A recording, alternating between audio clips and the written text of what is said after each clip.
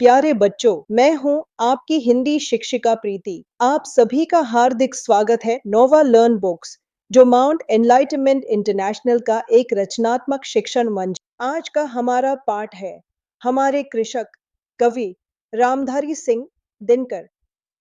यह कविता हमारे देश के मेहनती किसानों के जीवन संघर्ष को सशक्त शब्दों में प्रस्तुत करती है। कवि बताते हैं कि किसान को न दिन में आराम मिलता है और न ही रात में चैन। धूप, वर्षा, भूख और अभाव के बीच वह निरंतर परिश्रम करता रहता है ताकि दूसरों का पेट भर सके।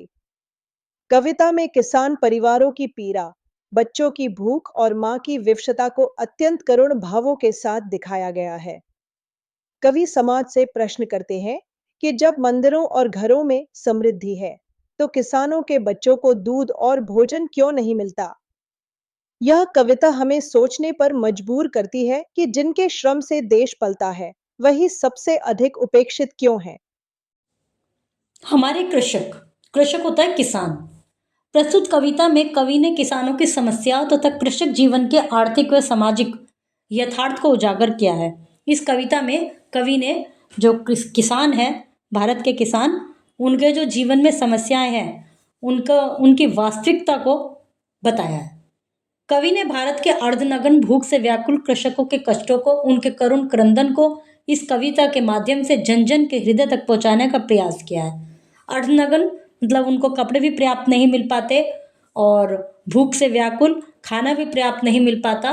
करुण क्रंदन, बड़े परेशानी वाले विलाप को इस कविता के माध्यम से बताया गया है। आइए इसे लय व तान के साथ पढ़ते हैं। भारत को कृषि प्रधान देश क्यों कहा जाता है? किसान किस प्रकार हमारे जीवन से जुड़े हैं? विशेषण चुनिए। मेहनती किसान धूप में भी काम करता है। विशेषण मतलब जो किसी नाउन को डिस्क्राइब करें, किसी संज्ञा को डिस्क्राइब करें। जैसे किसान संज्ञा है, उसके साथ किया है मेहनती। क्रिया पहचानिए। क्रिया मतलब जिसमें किसी कार्य का करना या होना पाया जाता है। वह अन्न उगाता है, उगाना क्रिया है। सबका पेट भरता है, भरना क्रिया है। पढ़ते हैं कविता। ये जेठ हो की पूस, हमारे कृषकों को आराम नहीं। छूटे कभी संग बैलों का, ऐसा कोई याम नहीं। मुख में जीभ, शक्ति भुजा में, जीवन में सुख का नाम नहीं। वसन कहाँ, सूखी रोटी भी मिलती दोनों शाम नहीं। इन पंक्तियों में कवि किसानों की दशा का वर्णन करते हुए, उनकी दुर्दशा का वर्णन करते हुए कहते हैं कि जेठ हो की पूस।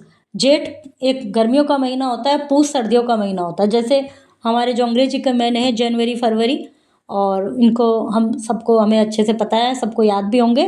उधर हिंदी के भी महीने होते हैं जिनमें चैत, बैसाख, जेठ, आषाढ़, श्रावण इस तरह से हैं। तो उसमें जो जेठ का महीना है, ज्येष्ठ कहते हैं जिसको, वो भयंकर दोपहर गर्मियों का महीना है, लगभग जून।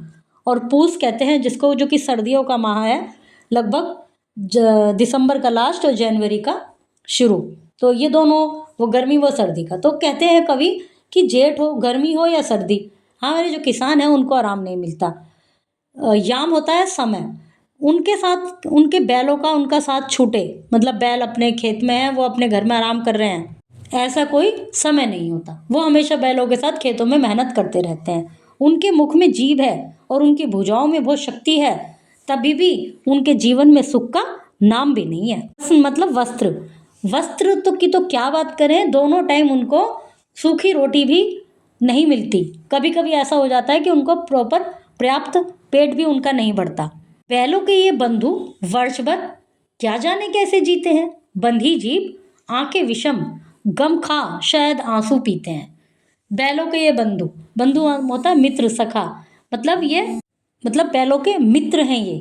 पता नहीं वर्ष भर कैसे अपना जीवन काटते हैं, कैसे जीते हैं। बंधी जीभ, बंधी जीभ से मतलब है अपनी जीभ पर कंट्रोल करना। जैसे कई बार आपको बहुत कहते हैं मम्मी ये खाना है, मम्मी वो खाना है, तो मम्मी कई बार इस तरह से बोलती है ना, अपनी जरा जीभ पे कंट्रोल रखो। और कभी कहते हैं तुम्हारी जीभ हर समय चाट मांगती रहती है। तो ये जो इस तरह के हमारे कहावतें हैं, मुहावरे हैं, वैसा ही है बंधी जीभ। जीभ को बांध के रखना, जीभ को कंट्रोल में रखना। आंखें विषम, आंखें उनकी बड़ी परेशानी में रहती हैं। और गम, दुखों को खा लेते हैं और आंसुओं को पी लेते हैं। यही उनका एक जीवन चक्र है। पर शिशु का क्या, सीख न पाया अभी जो आंसू पीना। चूस चूस सूखा स्तन माँ का, सो जाता रो विलप नगीना। विवश देखती माँ आंचल से नन्ही जान तड़प कर रह जाती, अपना रक्त पिला देती यदि फटती आज वज्र की छाती। इन पंक्तियों में कवि आगे बताते हैं कि जो किसान के घर में जो छोटे बच्चे होते हैं, बिल्कुल जो अभी जन्मे शिशु हैं, न्यूबॉर्न चाइल्ड हैं, उनको कुछ नहीं पता कि कहाँ से क्या होना है। वो तो अभी किसान तो आंसू पी के अपना काम चला लेता है, जीभ को कंट्रोल रखता है, कुछ खाने का उसका नहीं मांगता। लेकिन बच्चा तो नहीं जानता अभी आंसू पीना। वो माँ का दूध, जो माँ के जो छोटे बच्चे होते हैं, जो माँ का जिनको मम्मी फीड कराती हैं अपने आप से, तो वो उसको, तो जो छोटा बच्चा है अपनी माँ के स्तन को चूसता रहता है, उसको दूध नहीं मिलता और वो रो रो कर, विलप माने रोना, नगीना रतन, रो रो कर उसका वो पुत्र रतन, पुत्री जो उसका रतन के समान है, अपना बच्चा माँ को एक बड़ा कीमती लगता है, तो वो रतन के समान जो उसका बच्चा है वो रो रो कर सो जाता है। और माँ जो है वो विवश, वो कुछ नहीं कर सकती, वो उसको तड़पता हुआ देखती रहती है, भूख से मेरा बच्चा तड़प रहा है, ये नन्ही सी जान भूख से तड़प रही है। और अपना के यदि वश में हो तो वो अपना रक्त भी पिला देती है कि उसकी छाती में से दूध के बजाय लहू भी निकलने लगे, खून भी निकलने लगे, तो वो निसंदेह बिना किसी परेशानी के उसको पिला सकती है। लेकिन उसके हाथ में कुछ भी नहीं है, वो बेचारी परेशान है कि मेरा बच्चा भूख से तड़प रहा है, नन्ही सी जान भूख से तड़प के विलाप कर रही है, रो रही है, वो उसको लाचार होकर देखती रहती है। कब्र कब्र में अबोध बालकों की भूखी हड्डी रोती है, दूध दूध की कदम कदम पर सारी रात सदा होती है, दूध दूध ओ वत्स मंदिरों में बहरे पाषाण यहाँ हैं, दूध दूध तारे बोलो इन बच्चों के भगवान कहाँ हैं। कवि आगे कहते हैं कि बहुत सारे बच्चे दूध और ना मिलने से, भूख प्यास से मर जाते हैं और उनकी जो कब्र होती है, छोटे बच्चों को उनका जो अंतिम संस्कार किया जाता है, बिल्कुल न्यूबॉर्न उनको उसमें दबा दिया जाता है, ऐसा कुछ उनमें होता है धर्मों में। तो कहा गया है कि कब्र के अंदर भी बौद्ध बालकों की हड्डी भी रोती है, क्योंकि वो प्यासी हैं, वो भूखी हैं, वो इसलिए उनकी मृत्यु हुई है। और कदम कदम पर सारी सारी रात दूध के लिए ही बच्चा परेशान रहता है, कदम कदम पर दूध के लिए बच्चा परेशान रहता है। साथ ही कवि इसमें कहते हैं कि मंदिरों में जो भगवान है वे भी बहरे पत्थर हैं, वो भी नहीं सुनते कि बच्चा दूध के लिए परेशान हो रहा है, वो भी भगवान को भी इनके ऊपर कोई दया नहीं आ रही, वो भी बहरे पत्थर के समान है। और तारे बोलो, तारों से गुहार लगाती हुई माँ कहती है कि दूध दूध तारे बोलो इन बच्चों के भगवान कहाँ हैं, कि बताओ इन बच्चों के भगवान कहाँ हैं, जो इनके लिए दूध का भी इंतज़ाम नहीं हो सकता, जो इनको पेट भर दूध भी नहीं मिल रहा। दूध दूध गंगा तू ही अपने पानी को दूध बना दे, दूध दूध उफ है कोई तो इन मुर्दों को जरा जगा दे, दूध दूध दुनिया सोती है लाऊं दूध कहाँ किस घर से, दूध दूध है देव गगन में कुछ दूध टपका अंबर से, हटो व्योम के मेघपंथ से स्वर्ग लूटने हम आते हैं, दूध दूध है वत्स तुम्हारा दूध खोजने हम जाते हैं। इन पंक्तियों में कवि आगे कहते हैं कि गंगा माँ तू ही अपने पानी को दूध बना दे ताकि हमारे बच्चों को दूध मिल जाए, और दूध के लिए कोई तो इन मुर्दों को जगा दे, मरे हुए को जगा दे, कहीं से तो दूध मिल जाए बच्चे के, कहीं से तो भूख मिट जाए। सारी दुनिया सोती है तो दूध कहाँ से लाऊं, माँ इस तरह से परेशान है कि भाई मैं अपने बच्चे के लिए दूध कहाँ से लाऊं, मैं अपने बच्चे के लिए दूध कहाँ से लाऊं। फिर भगवान गगन से, आसमान से प्रार्थना करती है कि तू ही अंबर से को दूध टपका दे, और व्योम में, आकाश में जितने भी बादल छाए हुए हैं सब हट जाओ, हम दूध लूटने आ रहे हैं, हम दूध हे पुत्र, भगवान आसमान से हम दूध खोजना चाहते हैं। दूसरे इन पंक्तियों में जो शाब्दिक अर्थ है वो तो ये है कि भाई दूध के लिए बच्चा परेशान है, और दूध के लिए बच्चे की माँ चाहती है कि गंगा ही अपने पानी को दूध बना दे, आसमान से बारिश की जगह दूध आ जाए और हम स्वर्ग को लूट लें, वहाँ से दूध मिल जाए।